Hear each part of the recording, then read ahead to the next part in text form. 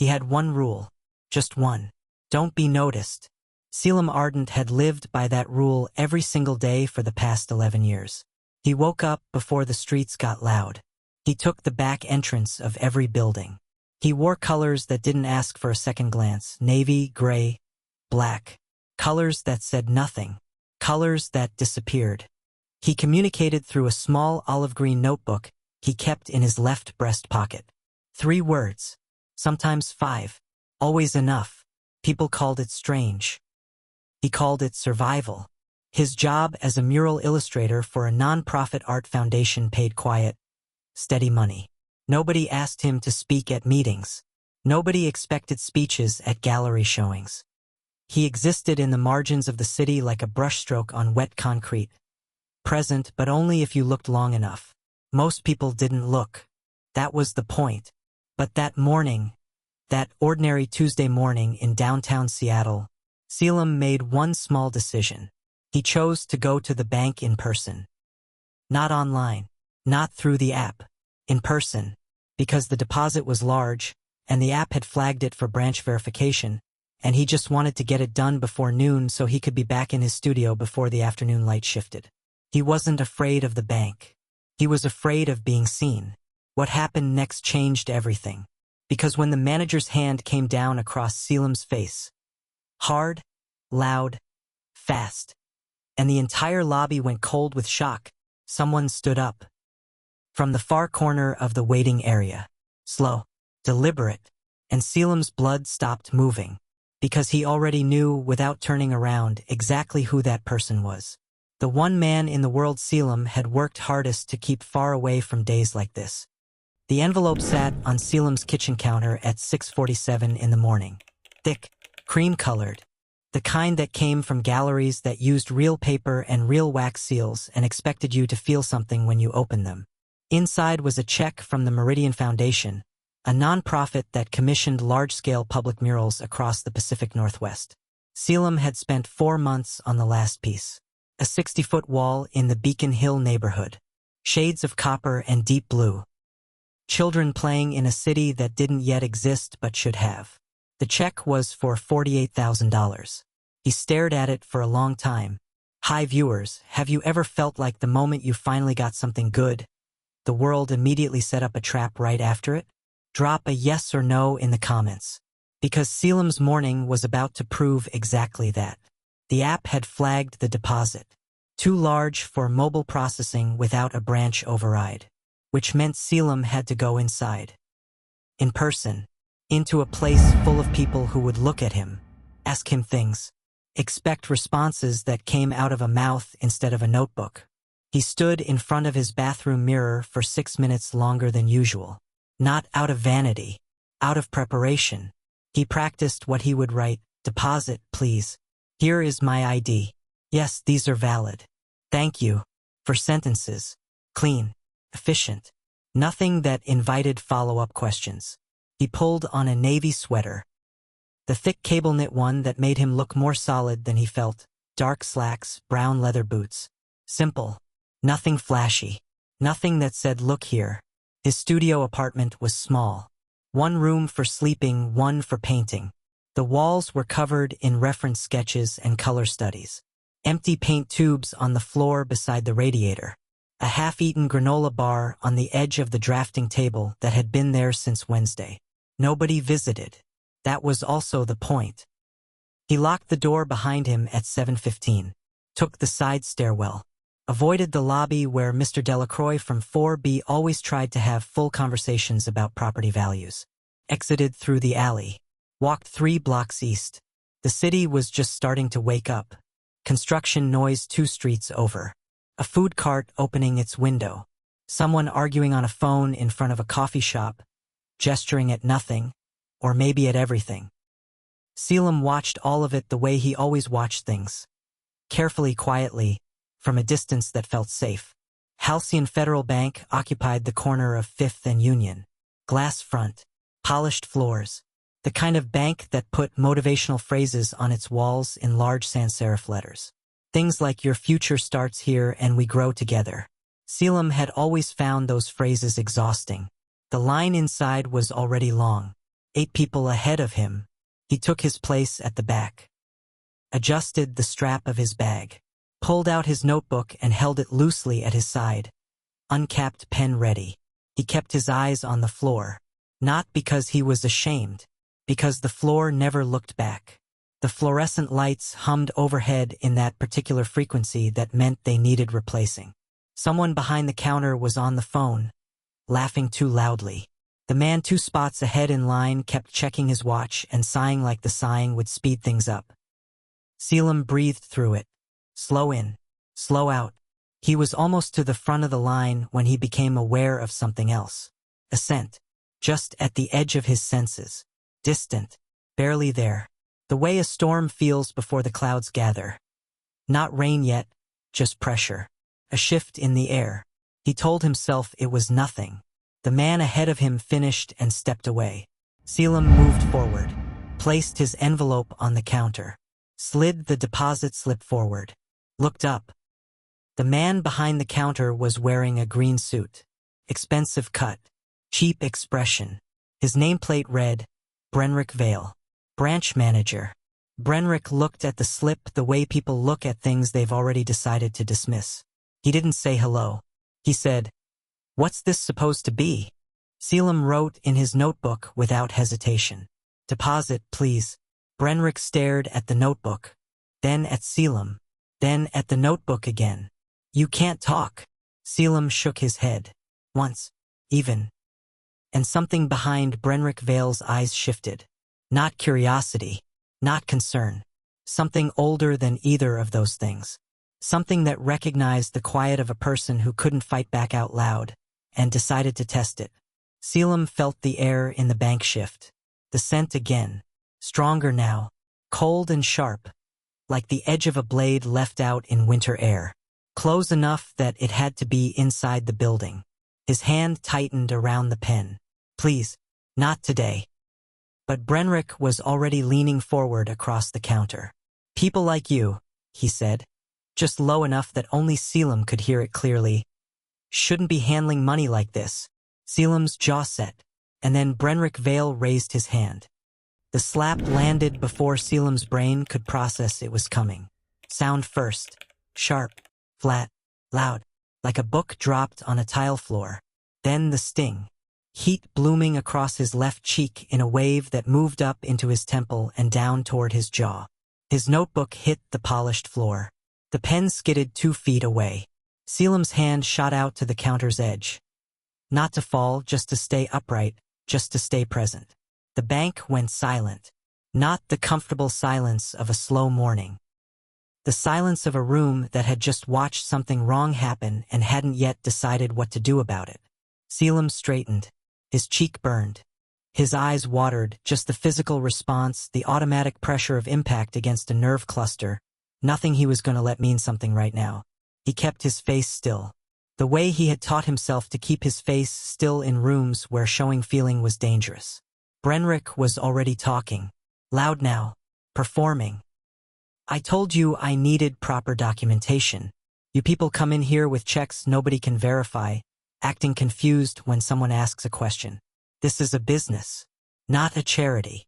Someone near the door made a sound. Not a word, just a breath. A man in line took a small step backward. An older gentleman near the waiting area chairs had gone very still. His hands folded in his lap, watching with the careful attention of someone deciding whether to speak. Caelum looked at his notebook on the floor, looked at the pen 2 feet away, calculated. He bent down carefully, picked up the notebook, retrieved the pen, stood back up. His cheek was still burning. He wrote, slowly and clearly, "I earned this check. The deposit is legitimate. I would like to complete my transaction." He slid the notebook across the counter. Brenrick barely glanced at it. Right? An Omega mural painter earning close to 50,000. He laughed. Not warmly. The way people laugh when they want the room to laugh with them. "Who did you steal this from?" There it was. The word that was meant to collapse him. Steal. Not a question. A statement dressed up as one. Because in Brenrick Vale's world, certain people didn't earn. They took. And if you couldn't speak up loud enough to dispute it, If you couldn't raise your voice and demand to be heard, then the silence was its own confession. Caelum's hands were steady. On the inside, something entirely different was happening. His pulse had jumped. Not from fear, from the specific brand of exhaustion that came from being this particular person in this particular world. The kind of tired that wasn't about sleep. The kind that came from spending years managing other people's assumptions about you while simultaneously managing your own survival inside them.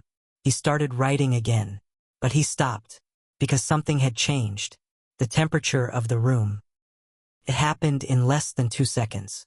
A shift so complete and so total that 3 different people near the front of the line physically turned around without knowing why. An instinct, a body-level awareness that something significant had entered the space. The scent hit Caelum full and clear, cold, sharp, metallic. Underneath it, something deeper. Cedar and rain-soaked stone, and the particular stillness of a room where someone dangerous has decided to become patient. His pen stopped moving. No, not here. Not today. Not like this. But the sound of footsteps crossing polished marble was already behind him. Unhurried. Each step placed with the precision of someone who had never needed to rush toward anything because everything already waited. Caelum kept his eyes forward. He willed himself not to turn around. He failed. Darian Korrath was walking toward him. And the look on his face was the most terrifying thing Caelum had seen in 11 years. Not rage. Not volume. Just the absolute, unhurried certainty of a man who had already decided what was going to happen next, and was in no rush at all to begin it. Caelum's mouth opened. No sound came out. It never did. But for the first time since childhood, he felt the ghost of something rising in his throat. Not a word, not yet, just the shape of one. The outline of a sound that had been locked away for so long it had almost forgotten what air felt like. Darian stopped beside him. He didn't look at Caelum first. He looked at the red mark on Caelum's cheek. And then, slowly, he bent down and picked up the pen that had rolled to the edge of the counter. He held it out, not to the bank, to Caelum. His eyes, when they finally shifted up, held something Caelum had only ever seen twice before in all the years he had known this man. Not anger, something colder, something that had been waiting. Darian Korrath did not raise his voice. He never raised his voice. That was the thing about him that most people misunderstood. They expected noise from powerful men.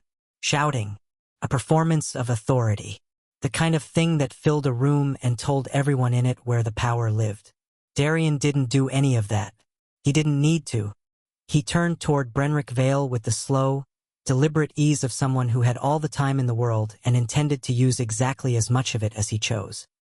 The branch manager was still talking, still performing, still playing to the room.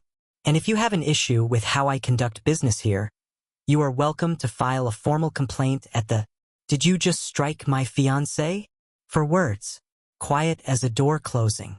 The bank went silent the way a room goes silent during a thunderclap. Sudden, total, absolute. Brenrick blinked. His mouth stayed open for a moment, mid-sentence, the rest of whatever he was saying evaporating into the air before it could form. He looked at Darian, then at Caelum, then back at Darian. This Omega was causing a disturbance. He presented documents that's not what I asked you. Brenrick's throat moved. The customers in line had gone completely still. The man with the watch had forgotten to check it. The older gentleman near the waiting chairs was sitting fully upright now, watching with an expression that was part disbelief and part the specific satisfaction of someone who has been waiting a very long time for a particular type of reckoning. Darian reached into the breast pocket of his suit jacket and produced a card. He set it on the counter with one finger. Didn't push it. Didn't present it. Just placed it and removed his hand, the way you place something on a surface you're not sure will hold the weight of it. Brenrick looked at the card. Something happened to his face. It wasn't fear exactly. It was something that came before fear, the moment when a person begins to understand the true shape of the situation they've walked themselves into and realizes it is significantly larger than they thought. "Mr. Korrath," Brenrick started, his voice dropping 2 registers instantly. "I wasn't aware." "No. You weren't. That was all. Just those 3 words. Caelum was watching from beside Darian, his notebook held against his chest, the pen in his right hand. His cheek still burned. His pulse was doing things it had no business doing in a public space. He had spent 3 years, 3 careful, deliberate years, making sure that Darian Korrath and his daily life existed in 2 separate orbits that never touched. This was not that. Darian turned to him. And here was the thing about Darian Korrath that nobody outside their specific arrangement would ever understand. He was, by every external measure, a terrifying person. He moved through rooms like weather. Business deals collapsed or succeeded based on whether he was in the building. The men who worked for him were loyal the way deep water is still, absolutely, and in a way that gave nothing away about what was underneath. But when he turned to Caelum, something in his face changed. Not softened. That wasn't the right word. Focused. Like everything else in the room had simply ceased to be relevant. He reached up, 2 fingers and very gently, so gently it barely qualified as touch, brushed the red mark on Caelum's cheek. Caelum stopped breathing. What would you like to happen? Darian asked. Not what should happen. Not what will happen. What would you like? Caelum heard someone behind him make a small sound. He didn't know if it was surprise or something else. He didn't turn around. He looked at Darian for a long moment. Then he looked at Brenrick Vale. The man who had slapped him was visibly sweating now. His hands were flat on the counter.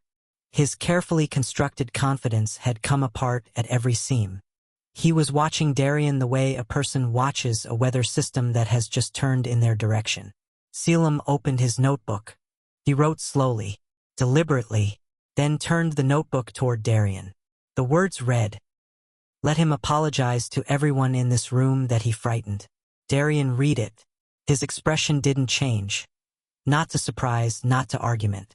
He read it once, then read it again the way you read something you want to make sure you've understood correctly.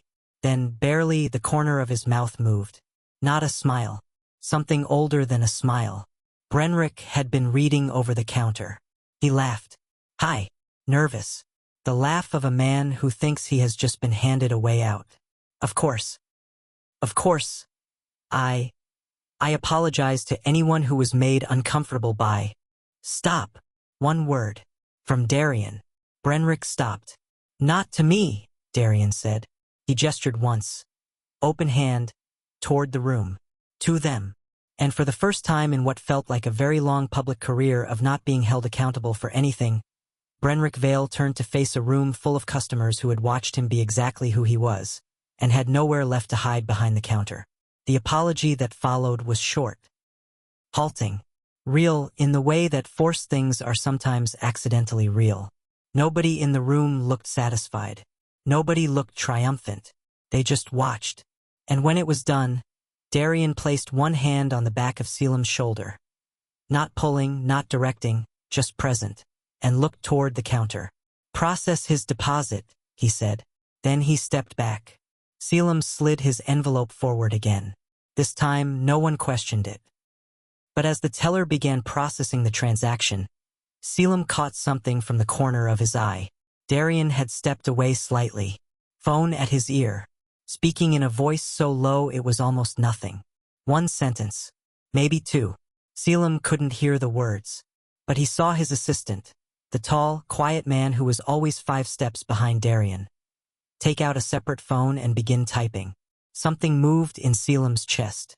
Not fear. The knowledge that what he had asked for in that notebook. An apology, mercy, the smallest and most human of all possible endings, was not the last word Darian Korrath intended to say about today. Not even close. The deposit receipt was warm from the printer when the teller handed it over. Caelum folded it once, clean, and slid it into his jacket pocket. He picked up his bag from the floor, capped his pen, did all of this slowly. Not because he needed the time, but because his hands needed something to do while the rest of him caught up to what had just happened. Around him, the bank had resumed its ordinary sounds. Keyboards, low conversations, the mechanical click of a stapler somewhere behind the counter. The line moved forward again. People went back to checking their phones. as if the last 15 minutes had been a commercial break that was now over. Brenrick Vale had disappeared into the back office. His replacement at the counter, a younger man with careful eyes who had watched everything, processed the next customer with a precision that suggested he understood, on a deep level, the importance of being unremarkable for the rest of the morning. Darian was standing near the glass doors. Not waiting, he didn't wait exactly the way other people waited. He simply occupied a space with the same authority he occupied every space, which was total and effortless and slightly unnerving even when it was directed at a door. Caelum walked toward him. He had so many things he wanted to write. None of them came out in the right order when he tried to arrange them. What are you doing here? How long were you sitting there? Did you follow me? Why didn't you say something sooner? That last one he already knew the answer to. Darian had said something sooner, the instant the hand came down. He had been on his feet before the sound finished echoing. Caelum had felt it. The shift in the room. The shift in the air. He'd felt it before he'd turned around. Before he'd seen the dark suit moving across the lobby floor like weather. But he'd waited. Because Darian always waited. He let situations reveal themselves completely before he stepped into them, the way a surgeon doesn't move until they can see exactly what they're working with. It wasn't coldness. It wasn't cruelty. It was the specific intelligence of a man who knew that patience was the most powerful thing in any room. Caelum stopped a foot away from him. Darian looked at the mark on his cheek again. 1 second. Then he looked up. His eyes were dark. Not brown, darker than that. The kind of dark that didn't reflect light so much as absorb it and decide later what to do with it. He didn't ask if Caelum was all right. He already knew. The car is outside, he said instead. Caelum opened his notebook. Wrote, I have to get back to the studio. The afternoon light. I know, Darian said. I'll have you there in 20 minutes. Not an argument. Not an override. Just a statement of logistics delivered with the quiet certainty of someone who has already accounted for every variable. Caelum closed the notebook. Outside, the air was cold and clean and smelled like rain that hadn't decided to fall yet. The town car was parked at the curb, black, low profile, the kind that blended into Seattle's gray mornings without effort. Darian opened the back door himself. He always did that. Caelum had noticed it years ago and had never quite found a way to make sense of it, given everything else the man was. He got in. Darian folded in beside him. The door closed. The city moved past the window. For a while, neither of them did anything.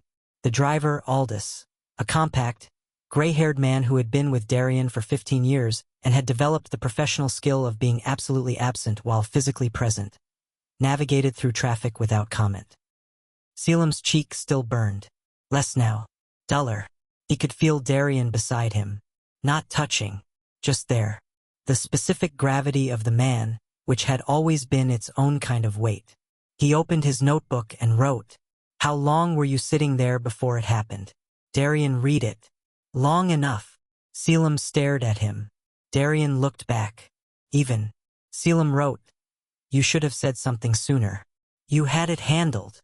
He wrote, I didn't have anything handled. He hit me. Before that, Darian said, you walked in. You waited. You presented everything correctly. You remained calm when someone twice your volume treated you like a problem to be managed. You had it handled.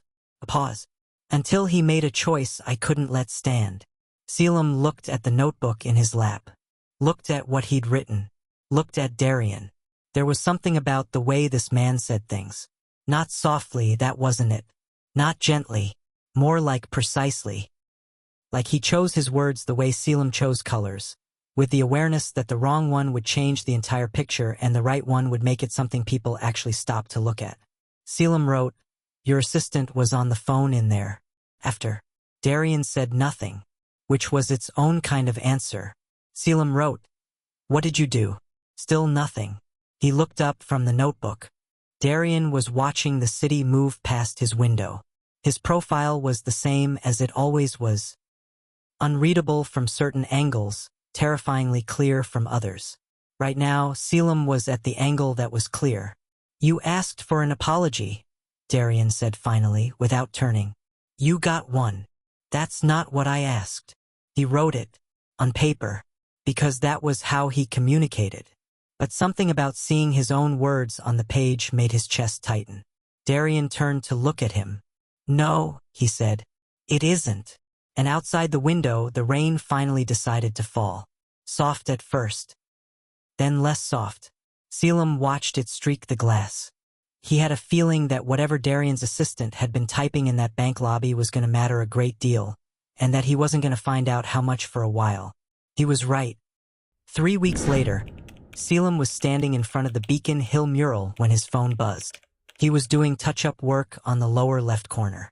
The winter had been hard on the copper tones. A stretch of unseasonably wet cold had crept under the sealant in 2 places and pulled the pigment slightly sideways. Nothing most people would notice. Everything Caelum would notice every time he walked past it for the next 5 years if he left it alone. His phone buzzed again. He wiped his brush, set it across the lip of the paint tray, pulled out his phone. It was a news notification from the Seattle Tribune. The headline read, Halcyon Federal Bank under investigation following complaints of systemic discrimination against Omega customers. Caelum stood very still on the scaffolding. He read the article twice.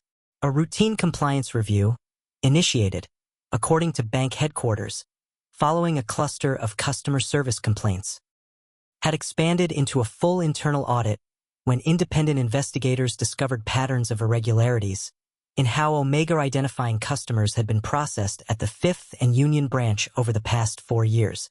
Loan applications flagged without documentation. Deposits held for verification periods that didn't apply to other customers. Complaints filed with branch management that had been categorized and closed within 24 hours without follow-up. The branch manager in question had been placed on administrative leave. His name was not printed in the article. It didn't need to be. Caelum sat down on the scaffolding plank, his back against the wall, the mural behind him and the street below him and the phone in his hand showing him the thing he had not asked for and had not expected. He hadn't asked for this. He had asked for an apology. A public, human, minimal consequence apology. The kind that costs a person an uncomfortable 2 minutes and nothing more. The kind that lets everyone leave the room without having to restructure anything about the way the world operates. He had written that in the notebook intentionally, not as a small ask, as a statement of what he wanted the situation to be. Something that ended at the door of the bank. Something that didn't follow him home. He had believed honestly, sincerely, specifically that Darian understood that. And Darian had nodded, which meant Darian had understood it perfectly and had decided, with characteristic silence and characteristic precision, that understanding what Caelum wanted and doing something additional were not mutually exclusive. Caelum sat with that for a long time. Below him, a kid on a bicycle stopped to look at the mural. Maybe 11 years old. Red jacket. One earphone in. He tilted his head sideways at the copper and blue figures on the wall with the particular focus of someone who is actually seeing a thing, not just passing it. Caelum watched him. After a minute, the kid looked up. Not at Caelum, just up, at the upper portion of the mural where the sky and the city blurred together, and said something to himself that Caelum couldn't hear. Then he rode away. Caelum looked at his phone again. He typed a message. Short. 3 words. We need to talk. Darian's response came back in under 30 seconds. Tonight. 7. I'll cook. Caelum looked at those 3 words for a long time. I'll cook. As if this were an ordinary Tuesday. As if the world hadn't quietly shifted while Caelum was up on a scaffold fixing paint. He pressed his thumb against the phone's edge. He should be upset. He should be clear and firm and explain, in writing, that he had asked for something specific and the expansion of that specific thing without his input was, regardless of the outcome, a decision that had been made for him. He knew exactly what he wanted to say. He also knew, with the particular frustration of someone who has spent years being honest with themselves, that something else was sitting underneath the words he planned to say. Something that felt uncomfortably close to relief. He had watched people walk in and out of that bank for years. He had passed it on foot, on the bus, from the window of Aldis's car.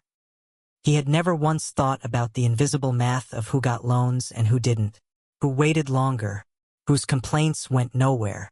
He had been so focused on being invisible himself that he hadn't looked sideways at who else was being made invisible, and for what reasons and by whose hand. Brenrick Vale had slapped him. Once, in front of a room full of people. The investigation said he had been pressing down on Omega customers for 4 years. Quietly, systematically, without an audience. Caelum picked up his brush. He turned back to the mural. He worked for another 40 minutes in silence. Real silence, deliberate silence, the kind he had built a life around, and then he climbed down, packed his materials, and walked to the bus stop on the corner. On the bus, he pulled out his notebook. He didn't write anything. He just held it. The way he had held it in the bank lobby when everything shifted. The way he had held it when Darian bent down to pick up his pen. That evening, at 7:15, he stood outside the door of the apartment on the 14th floor of a building near the water that only 4 people in Seattle knew he had a key to. He could smell garlic. Something braised. Rain on the window behind the door. He knocked twice. The way he always did. 2 knocks, distinct. So Darian knew exactly who it was before the door opened. He heard movement on the other side. The lock. The door opened and warm light spilled out into the hallway, and Darian Korrath, the man that international financial firms built entire boardrooms around, the man whose assistant had been typing quietly in a bank lobby 3 weeks ago while justice organized itself in the background, was standing there in a dark gray sweater with flower on one sleeve. Caelum looked at the flower. Darian looked at him. "You're 15 minutes late," Darian said. Caelum stepped inside without writing anything. Because some things, even for him, didn't need words. But as he set his bag down near the door and the smell of the apartment closed around him, warmth and food and the specific quiet of a space that had been built to feel safe, something moved in the back of his mind. A question, still unanswered. What had Darian's assistant been told to do that evening in the bank lobby? And how much further was it going to go? Caelum sat down at the counter. He opened his notebook. He wrote, "Tell me everything." Darian set a bowl of something in front of him, then pulled out the stool across the counter, sat down, and for once, for the first time in a long time, he looked like he intended to. Brenrick Vale went back to work on a Wednesday, 8 days after the bank incident. 8 days of silence from corporate. 8 days of nothing. And in those 8 days, something had reconstituted itself inside him. Posture. A story. The kind of story a man tells himself when he needs the world to go back to making sense around him. The story Brenrick told was this. He had handled a difficult customer. The Omega had been agitated. Brenrick had responded decisively. A man had stepped in. Some wealthy acquaintance of the Omegas, clearly, and made a fuss. But the fuss had ended. The Omega had left quietly. The deposit had gone through. No police report. No formal complaint on file. Nothing.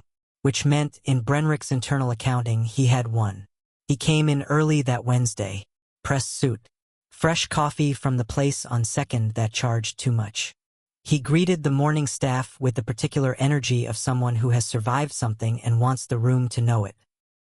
"That whole situation last week," he said to Josiah, one of the junior tellers, while refilling the break room coffee maker. "Handled. Done. Some people just want drama." Josiah made a sound. Not agreement. Not disagreement. Just a sound. Brenrick didn't notice.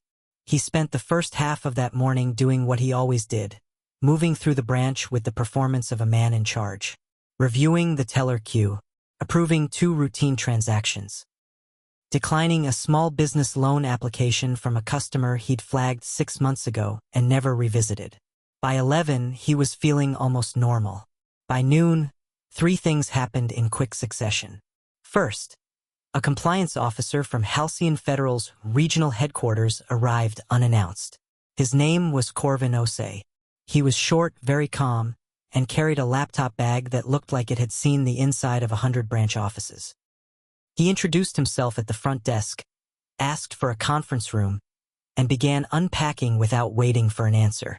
Second, Josiah, who was on the teller line and had a clear view of the conference room through the glass partition, watched Corvin Osei open his laptop and begin scrolling through what looked like a very long document, and then quietly put his phone in his pocket and kept his eyes forward for the rest of the afternoon. Third, Brenrick was informed of the compliance visit via email, sent 6 minutes after Corvin Osei was already in the building. Brenrick read the email twice. Routine review, it said. Standard quarterly process. No preparation required. He told himself that was exactly what it was. He believed it for about 40 minutes. Then Corvin Osei requested the security footage from the branch lobby for the past 30 days. Not the past week. The past 30 days. And Brenrick, standing at the edge of the break room with his expensive coffee gone cold in his hand, understood, in the specific way that things become clear when the door has already been closing for longer than you realized, that this was not routine. This had never been routine. He sat down at his desk, opened his computer, and for the first time in 8 days, typed the name Darian Korrath into a search engine. The results loaded. He read for 4 minutes. Then he closed the browser. Then he sat very still for a long time, because the man in the bank, the man in the dark suit who had asked one quiet question and nodded at the notebook and made a phone call on his way out, was not simply a wealthy acquaintance. He was the kind of person who didn't need to file complaints. He was the kind of person who made phone calls, and the phone calls made things happen. Brenrick's coffee was completely cold now. He didn't drink it. That evening, a second notice arrived from Halcyon Federal Headquarters. Customer complaints received, Branch 5th and Union, Seattle. Request for full account transaction history. Omega identifying customers, January 2021 to present. Brenrick stared at the subject line for a long time. For years. They were going back 4 years. He had been so sure that the apology in the lobby was the end of the story. He was beginning to understand that it was just where the story had decided to start. The Seattle Tribune ran the article on a Thursday morning. Page 4 online. By noon, it was on the homepage. By 3, it had been shared 11,000 times. The headline read, Halcyon Federal Investigation Expands, Pattern of Discrimination Against Omega Customers Documented Across Multiple Years. Caelum read it on his phone while standing at his kitchen counter. He had his coffee. He had his notebook open on the counter beside him, half a sketch of a mural concept on the left page, a grocery list on the right. He read the headline, then the first paragraph. Then he set the phone face down. Then he picked it back up and read the whole thing. The article was thorough. A former teller at the 5th and Union branch, identified only by initials, had come forward during the compliance review with records he had quietly kept over 2 years. Loan denial patterns. Documentation holds. Complaint submissions that had been categorized as resolved within 24 hours and never investigated. The data covered 47 individual customers, 31 of whom were Omega identifying. 31. Caelum read that number 3 times. He thought about the man at the compliance counter with the careful eyes. Josiah, who had watched everything from the teller line and made a sound that wasn't agreement and wasn't disagreement, and had then kept his phone in his pocket for the rest of that afternoon. He hadn't been disengaged. He had been calculating. The article named Brenrick Vale as the branch manager under investigation. It did not name Caelum. It did not mention the incident in the lobby. It didn't need to. The investigation had expanded far past one Tuesday morning and one envelope and one check from the Meridian Foundation. It was bigger than that now. It had been bigger than that for 4 years. It had just needed someone to make the first phone call. Caelum set his phone down. He looked at the sketch in his notebook. He had been planning a new mural, a commission from a community center in the Central District. The concept was still loose. Figures in motion, color bleeding between them, the suggestion of movement even in stillness. He'd been struggling with the upper section. What to put in the sky above the figures. What the sky was supposed to mean.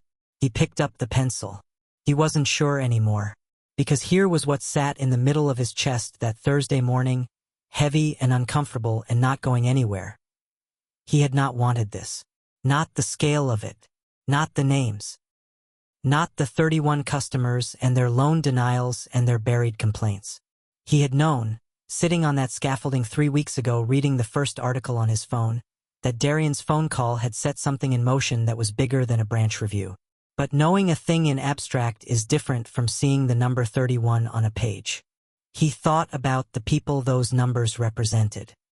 People who had walked into that branch to open accounts, request loans, deposit checks.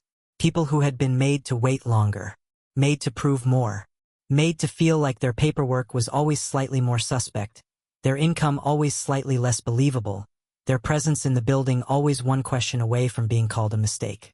For 4 years, he thought about the apology he had asked for in that lobby.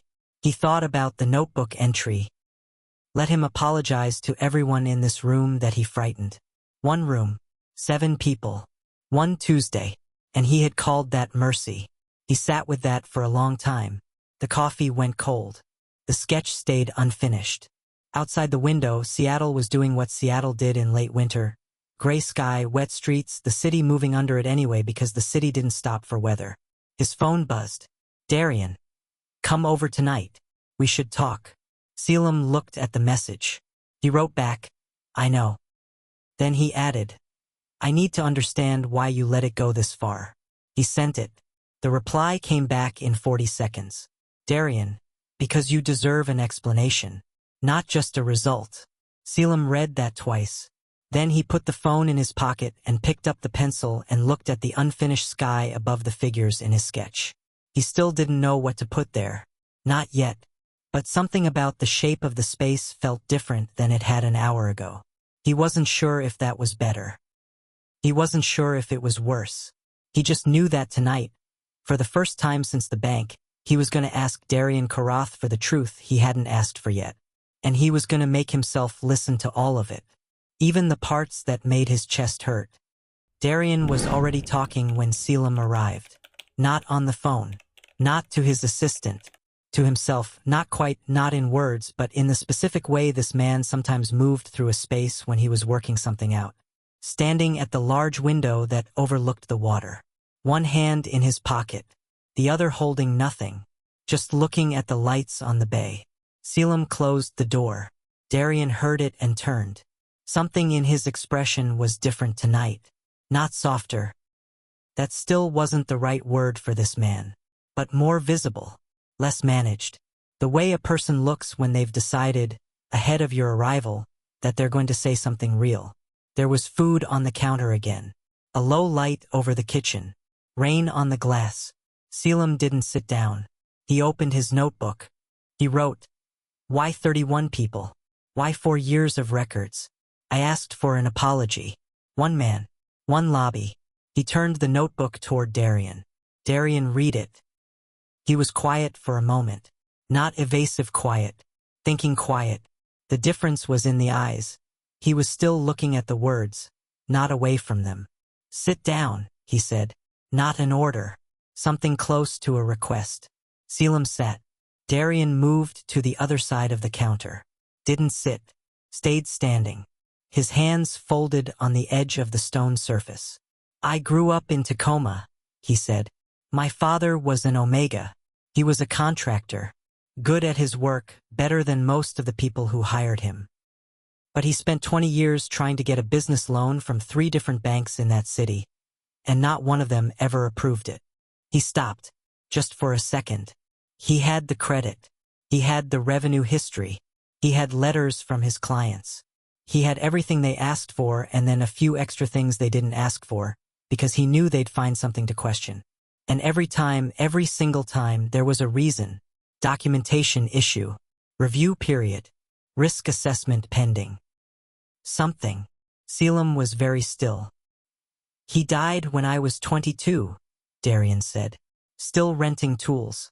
Still driving a truck that needed 2 things fixed at once because he could only afford to fix one. Still waiting for approval on a loan application he'd submitted 14 months before he got sick. The rain on the window got heavier for a moment, then went quiet again.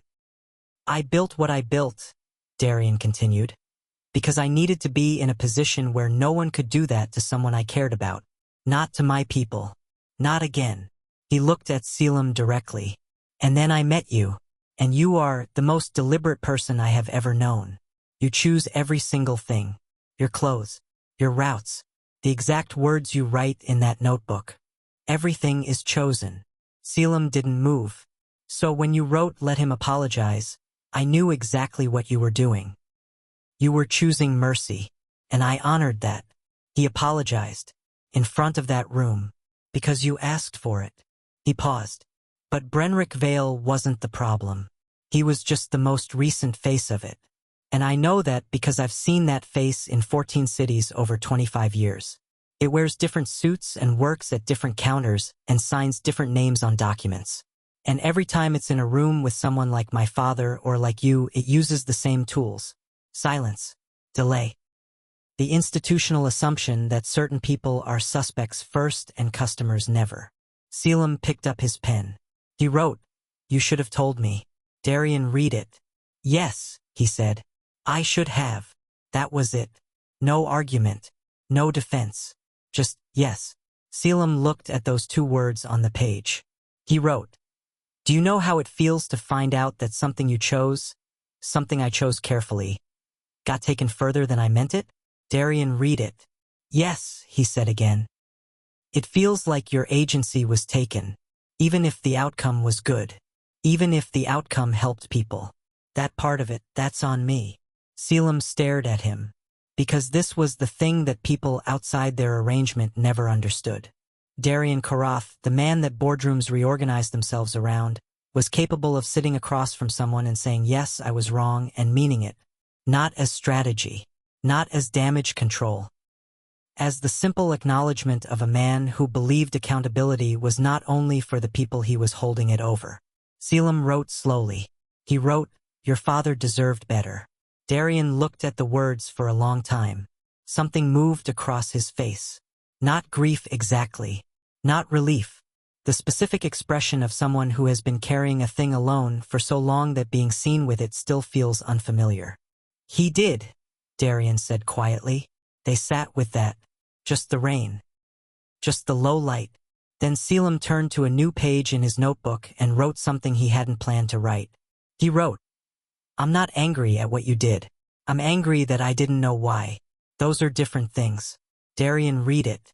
And for the first time that evening, quiet, brief, real, he almost smiled. "They are," he said. Caelum capped his pen.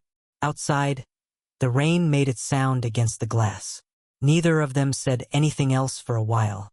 And the silence between them, which had always been Caelum's language, his default, his armor, felt different tonight. Not empty, not waiting, full, settled, like a room that has finally been told the truth and has enough space in it now for something else to grow. An hour later, Darian said quietly, "There's something I want to show you tomorrow." Caelum looked up from the counter. "The branch on 5th and Union," Darian said. "Come with me in the morning." Caelum picked up his pen. He wrote one word. "Why?" Darian looked at him. "Because the door is locked," he said. "And I think you should be the one standing there when it is." The door to Halcyon Federal Bank, 5th and Union branch, was locked. Not metaphorically. Not temporarily. A notice had been posted to the lower left corner of the glass. Standard white paper. Blue institutional letterhead. 12-point font. Operations suspended pending compliance review. Customers, please visit our nearest branch at... Caelum stood on the sidewalk and read it. Then read it again. Darian stood beside him. Not close. Not far. The particular distance he maintained in public spaces.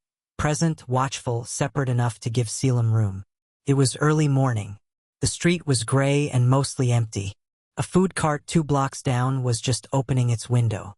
Somewhere overhead, a gull made its noise and moved on. The notice said the branch had been suspended pending review. That was the official language. What the Seattle Tribune had reported, 2 days after the original story, was more direct. Halcyon Federal's 5th and Union location had been closed indefinitely following findings of systemic discriminatory practices in its loan processing and customer complaint protocols. An independent audit had confirmed the patterns documented during the compliance review. The bank's parent company had issued a statement acknowledging the findings and announcing a full operational overhaul across all 11 of its Pacific Northwest branches. Brenrick Vale had been terminated. Not suspended. Not reassigned. Terminated. And 3 of the 31 customers documented in the audit had already been contacted by the bank's legal team regarding remediation of their loan applications. 3 out of 31. More to come. Caelum stood in front of the locked door and thought about all of that. He thought about walking in here on a Tuesday morning with a cream-colored envelope and a navy sweater and a notebook in his left pocket. He thought about the line, the fluorescent hum, the pen sliding across the deposit slip. The moment Brenrick Vale's expression shifted from dismissal to something older and uglier. He thought about the sound. Sharp, flat, loud. He thought about the floor coming up and his notebook going down and the room going cold. Then he thought about what happened after. The pen being placed back in his hand. The question asked quietly. The choice that was still his. He took a slow breath. There was a strange thing happening in his chest right now. Not grief, not quite. Not satisfaction either. Something more layered than both of those. The feeling of standing at the end of something that had started before you were ready and had moved faster than you expected and had ended. Somehow, in a place you couldn't have described at the beginning but recognized when you got there. Closure. Not the neat kind. The real kind. Which is always a little more complicated than the word suggests. He opened his notebook. He wrote. Not to Darian, just to write, the way he sometimes wrote things that weren't for anyone. I didn't want his life destroyed. I still don't. But I think 31 people deserved better than what I almost settled for. He looked at that line. Then he turned to Darian. Darian was reading the notice on the door. Not with satisfaction. His face was doing that thing it sometimes did, the quiet calculation of a man who is already thinking 3 steps past the current moment. Caelum held up the notebook. Darian, read it. A long pause. You didn't settle, Darian said. You chose what was right in the room you were in. The room was just bigger than either of us could see from where we were standing. Caelum thought about that. He wrote, I keep thinking about the other 30 customers. The ones who never had anyone stand up in a lobby for them. Darian, read it. They're being contacted, he said. Every one of them. He said it simply, like it was obvious. Like it had always been part of the plan. And Caelum, standing in front of a locked door on a gray Seattle morning with his notebook in one hand and the cold air of early spring on his face, understood something he hadn't fully understood before. Darian hadn't done this for revenge. He'd done it because he had spent his whole life building toward a moment when he could. And because the man standing beside him, the quiet man with the notebook and the steady hands and the specific careful mercy, had given him the exact right opening to do it correctly. Caelum capped his pen. He looked at the building one more time. Then he looked away, and didn't look back. Darian's hand found his. Not dramatic. Not announced. Just there. Warm. Steady. Present. Caelum looked down at their hands. He thought, I'm probably going to overthink this on the walk home. He thought, I'll probably find something to worry about before we get to the corner. He thought, tomorrow this will feel ordinary. And the ordinary of it might be more frightening than any of the rest of this was. And then, quietly, in the private space behind all those thoughts, he let himself feel safe. Just for a moment. Just standing there. Just that. 6 weeks later. Rain on the window. The good kind. Steady. Low. The kind Seattle made look easy. Caelum was at the drafting table. The new mural concept was finally moving. The Central District Commission had given him full creative latitude, unusual, and the kind of freedom that initially paralyzed him before it opened up into something real. He'd spent 2 weeks staring at the blank planning pages before the first honest line came. Now the upper section of the sketch. The part that had stumped him since the morning he'd read the Tribune article over cold coffee. Finally made sense. He was filling it in now. Slow pencil work. No rush. The sky above the figures wasn't empty. It wasn't dramatic. It was just open. Color bleeding upward from the figures below. Copper and deep blue and a thread of something warm. And then opening into a space that didn't have a ceiling. No clouds. No storm. No threshold to cross. Just room. Just the idea that there was more above them than they could currently see. From across the apartment, the sound of something being set down wrong. Then, this is not level. Caelum didn't look up. Darian was standing in the living area with a small wooden shelf in his hands and the expression of a man who had navigated international financial negotiations and was currently being defeated by a 2-inch spirit level. He had been trying to hang the shelf for 40 minutes. The first attempt had been 3 millimeters off. The second attempt had been 2. He had come down from the scaffolding of this project, a 6-inch wall shelf for Caelum's extra notebooks, with the energy of someone who intended to do this correctly if it took the rest of the evening. Caelum turned slightly and looked at him. Darian held up the level. Still off, he said. Caelum made a gesture with his pencil. Not dismissive. Something between "you're doing fine" and "it doesn't matter that much." Darian looked at the gesture. Looked at the shelf. "It matters," he said with complete sincerity. Caelum looked back at his sketch. He was smiling. Quietly, in the way that doesn't announce itself. This was the thing. This ordinary, low-stakes, completely inconsequential argument between a man and a spirit level inside a small studio apartment on a rainy Tuesday. This was the thing Caelum had not let himself believe in for a long time. Not because he didn't want it. Because wanting it felt dangerous. Because the specific kind of safety that came with being known. With someone learning your routes and your silences and which version of your expression meant "I'm fine" versus "I'm managing" versus "I need a minute." That kind of safety had always felt like something that existed for other people. Not for someone who had spent 11 years building a life specifically designed to go unnoticed. He put the pencil down. He pulled his notebook from the corner of the desk. He turned to a clean page. And he wrote, slowly, the line he'd been carrying around in his chest since the morning in front of the locked bank door. "I used to think silence meant weakness. But sometimes silence is just the moment before the world finally listens." He looked at it. Then he added, underneath, in smaller handwriting, the kind reserved for things that aren't sure yet if they want to be said, "I'm still scared most mornings. That part hasn't changed. But the thing that was missing before, the thing I couldn't name, was just this. Someone who stays." He looked at that for a long time. "Got it," Darian said from across the room. Caelum looked up. The shelf was level. 3 attempts. 45 minutes. Crooked on the first try, corrected on the third, final on the last. Just like most things worth having.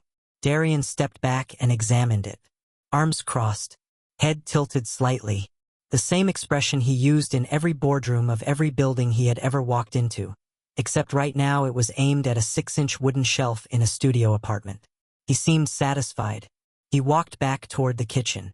On the way past the drafting table, he paused. Looked down at the open notebook.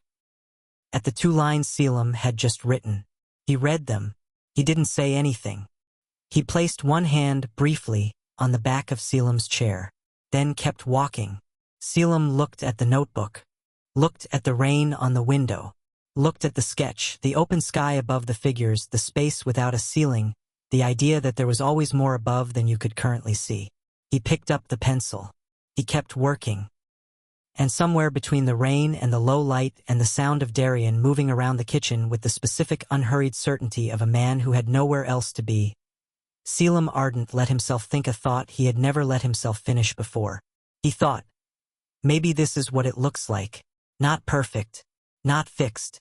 Not the absence of fear or the end of quiet mornings or the guarantee that nothing would ever be hard again. Just this. Rain. A level shelf. A clean page. Someone who stays. He smiled. Small. Real. And then, because he was who he was, because 11 years of anxiety doesn't dissolve in 6 weeks no matter how good the rain is. A thought appeared at the back of his mind, quiet and familiar and almost fond. Tomorrow I'll probably find something to worry about. But tonight was enough. Not a loud ending. Not a dramatic one. Just a man at a drafting table. A level shelf on a wall. And rain on the window.